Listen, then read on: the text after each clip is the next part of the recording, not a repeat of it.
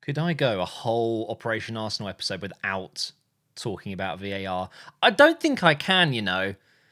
It's crazy, isn't it? Every single week there is VAR controversy, whether you agree with it or disagree with it. It's all we're talking about. It's doing my head in. I mean, like I said, even if you disagree or agree with it, it doesn't matter. It's just the fact it's all we're talking about. Oh my God. I'm going to try not to go on about it. We're going to have to talk about it for at least a little bit. But thankfully, it hasn't cost us. Okay, so we finished the game with a 1-0 victory against Leicester.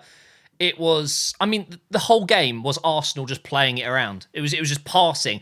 It almost felt like a training drill at times. Just pass it backwards, pass it forwards a little bit, pass, and then a shot that goes wide or whatever. It wasn't good enough in front of goal. But defensively, I thought we were really good today. Zinchenko's been given the statistical man of the match, or player of the match, I should say. I think, though, I would probably give it to either Jorginho, Saliba, or Gabriel. Either of those three, I thought they were very good. Let's talk about Leicester first, because this is Operation Arsenal. Obviously, I'm going to be talking about Arsenal, but I do like to talk about the opposition every now and again and give them credit. And the thing is, very difficult to give credit to a team that quite literally couldn't do anything today. They could not do anything. They had one shot by the 72nd minute, I think it was. That was their first shot. Genuinely remarkable. I was just thinking to myself, did Ramsdale play? Did Ramsdale do anything in this game?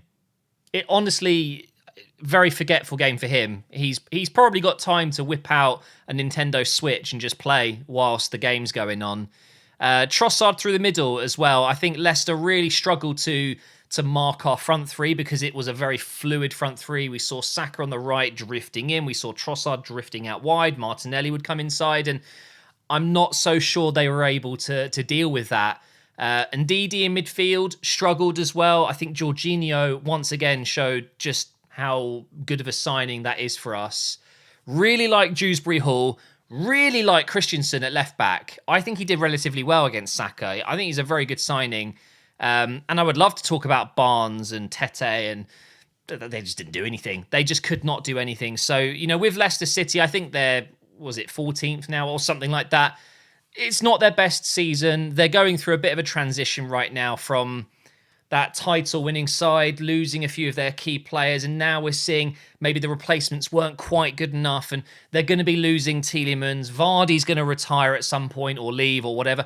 It's going to be a tough few years for Leicester, but you know what? I really like Leicester as a club, and I wish them all the best, but they were poor today. They weren't good enough at all in any areas of the pitch. If you really think about it, they didn't necessarily defend well. I just think it was more Arsenal couldn't score a second goal. Their midfield was just outplayed, outran.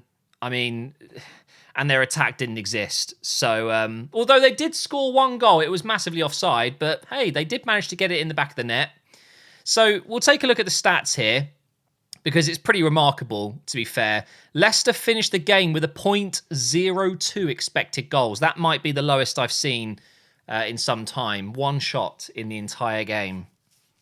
I mean, it's pretty embarrassing, isn't it? But do you know what? I'd almost argue it's just as embarrassing as having 10 shots and only getting an expected goals of 0.64. We are just not clinical in front of goal, are we? It's really, really quite worrying that we're dominating these games. I mean, look at the possession. We've had 2/3 of the ball, but we've just passed it around. There's no meaningful attacks. And when they are meaningful, we end up wasting the chances. I mean, we had one big chance, according to Fotmo, but I don't know. It's tricky. And the goal that Martinelli scored in this position, thankfully he's okay. He went down injured after that. I'm not sure if it was Ndidi with a bit of a stamp, accidental or not, or if he just fell awkwardly, but the ball went in and I had such conflicting emotions. I was celebrating, I was really excited, and then I looked back and he's on the pitch, on the floor, and I'm thinking, oh my, if he's out now. Although I must say, it's quite a nasty thought, really. In a way, I think we would be okay without Martinelli, and I I wouldn't have said this a few months ago when he was on fire, but most recently, he hasn't been the best. And part of me in my head was like, it's okay. Martinelli is somewhat... He's one of the players in our first 11 that I wouldn't be absolutely devastated if he was out for a couple of weeks. Obviously, if it was months, it'd be awful. But with Trossard coming in, it hasn't felt like a really strong area for one of our players to be an absolute starter there. I think Trossard could do just as well as Martinelli, if not better. Can we talk about the VAR thing now? Should we just get this over and done with? Because Trossard scored an absolute beauty. Such a nice goal. And there I am celebrating. I'm sure millions of Arsenal fans celebrating. And then suddenly you've got the referee running over to the screen and you can catch Ben White kind of just holding the keeper's arm a little bit. It's soft, but I guess it's a foul. It should be ruled out, and it was. The thing is, right, and this is why Arsenal fans are getting angry. It's not just that decision, because I guess a lot of people would say it's soft. A lot of people would say it's a foul regardless. But it's the inconsistently. Just moments later, I'm talking a few minutes later, Saka gets absolutely demolished in the box by Sutar. He was from Stoke. He's like a 6'7" giant guy. He's literally fallen on top of Saka, crushing him.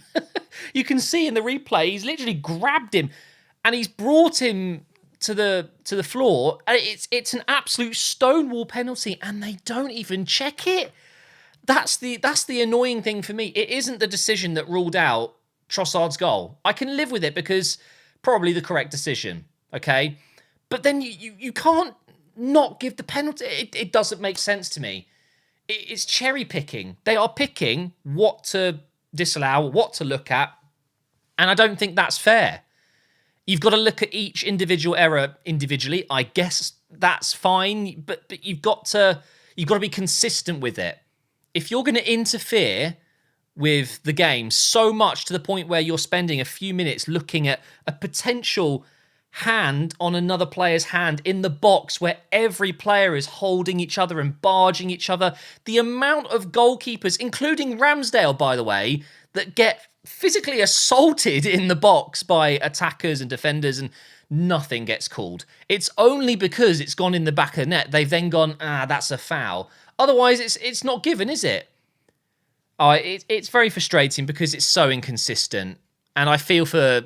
I mean, like Ward, of course he's going to complain about it. I don't know if he did too much, but Ramsdale will look at that and go, what about Aston Villa when I was being held by, I think it was Kamara, literally held by an arm? This was Ward's arm. Ben White just grabbed him here a little bit and he's jumped with the other hand to punch the ball out.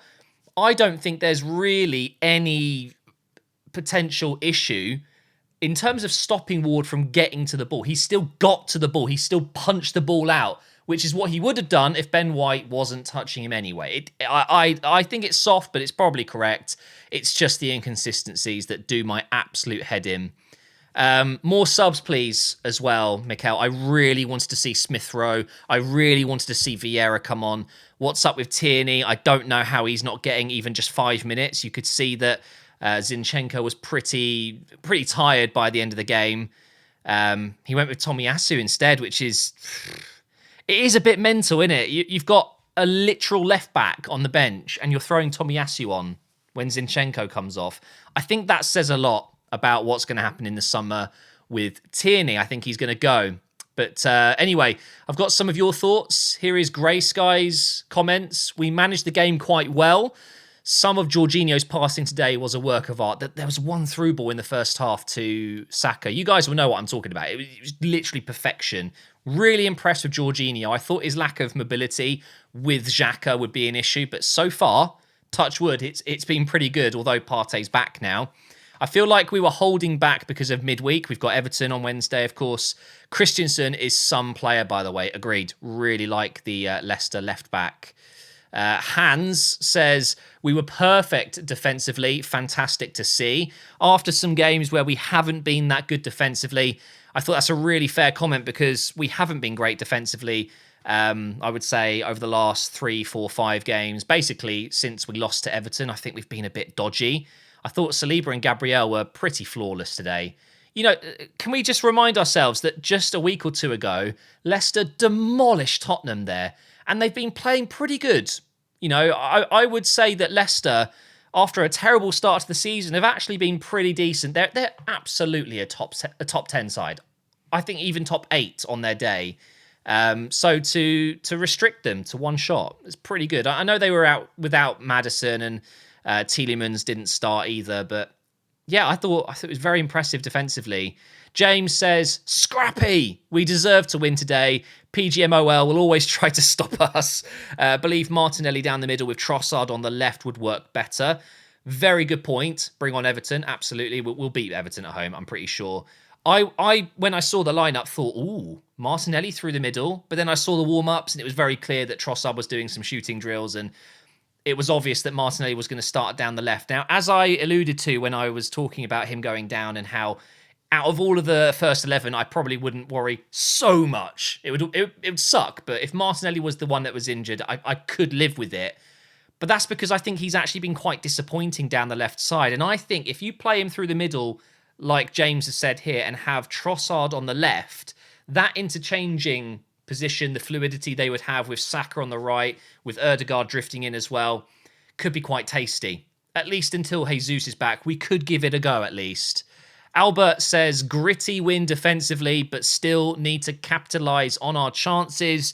10 plus shots and only 1 goal, need to be more clinical. Yeah, I talked about that as well.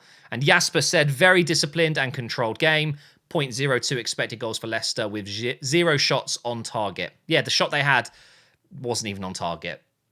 Overall, guys, it's been a very, very good day for Arsenal. Despite the challenges with refereeing once again, we've still managed to get the win. Let's go ahead and take a look at the table because, of course, we are now on the same amount of games played as Man City for the first time in a long time, properly at least, although Man City are about to play in about 20 minutes or so. Please, Bournemouth, I swear, Bournemouth, if they win, I will be just blown away. But we are now 5 points clear. And Leicester are down in 14th. I mean, it's a bad run with United and then, of course, Arsenal in a row. But they've got Southampton up next, so they should be winning that game. Yeah, I'm really quite happy. It's not an easy fixture going to Leicester. We had a really good game there last year. I remember Alexis Sanchez a couple of years ago where he had a really good game against Leicester away, and it isn't an easy place to play. It really isn't. But let's go ahead and check the fixtures really quick. So we know we've got Everton and then Bournemouth. So, I mean, 2 games at home that simply have to be wins and should be wins. Away to Sporting, I would love to see players like Kivior, Vieira, Tomiyasu, Smith Rowe. Hopefully they're going to feature in the Europa League. But the thing is, it's now knockout stages, and I think Arteta might not rotate too much. Fulham away after that. Not easy. Good team at the moment. And then, of course, Sporting again. I mean, it's really going to ramp up. You look at the fixture list here. It's 3 games between most of these matches, and 3 games is not a lot. Especially when you consider more recently, Arsenal have not had midweek games. You know, last season was a clear run in the Premier League. And then Palace, Leeds, Liverpool, West Ham. Oh, it's going to be an interesting couple of weeks, guys. But Arsenal are top of the league. That's all that matters right now. Okay, and I didn't complain too much about VAR. I do need to make it very clear, guys, because I know a lot of people probably despise the fact that I talk about it, but it's because I'm such an avid believer that we use it so badly in this league that we might as well just not use it. And today, for me, was another example of just inconsistency. But thankfully, it hasn't affected the result because we've got the 3 points. And now, Bournemouth, it's over to you.